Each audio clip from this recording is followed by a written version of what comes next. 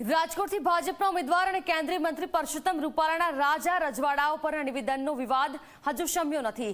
ત્યાં રાહુલ ગાંધીએ રાજા રજવાડાઓ પર વધુ એક વિવાદિત નિવેદન આપી દીધું છે।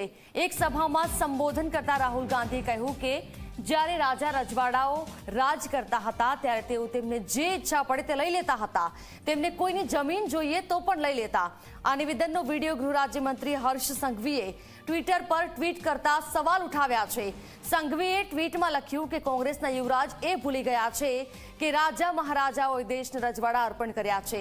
જે ઈચ્છા થઈ એ તો કોંગ્રેસની સરકારે ઉઠાવ્યું છે।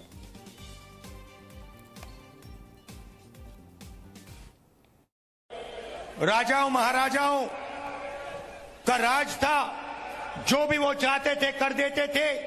किसी की जमीन चाहिए होती थी उठा के ले जाते थे। ರಾಜರು ಮಹಾರಾಜರು ಮತ್ತು ಶಕ್ತಿಶಾಲಿಗಳು ಅವರಿಗೆ ಬೇಕಾದಂತೆ ರಾಜ್ಯಭಾರ ಮಾಡ್ತಾ ಇದ್ರು ಮತ್ತು ಯಾರು ಭೂಮಿಯನ್ನು ಬೇಕಾದರೂ ಕಿತ್ಕೊಳ್ತಾ ಇದ್ರು। ભારત એ 565 અલગ અલગ રજવાડાની અંદર વેચાયેલો દેશ હતો અને શ્રી સરદાર વલ્લભભાઈ પટેલ સાહેબે આ 565 રજવાડા એકત્રિત કરી આખું અખંડ ભારત બનાવેલું।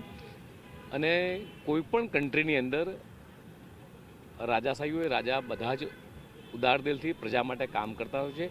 એવી જ રીતે ભૂતકાળમાં પણ આપણા રાજા રજવાડાઓએ ઉદારતાથી પોતાના સ્ટેટ માટે કામ કર્યા હશે, પોતાના રાજ્યો માટે કામ કર્યા હશે। એટલે દરેકની અલગ અલગ વિચારધારા હોય। એ કોંગ્રેસના રાહુલ ગાંધીનું જે નિવેદન છે, જે વિચારધારા છે, એ એમને મુબારક છે।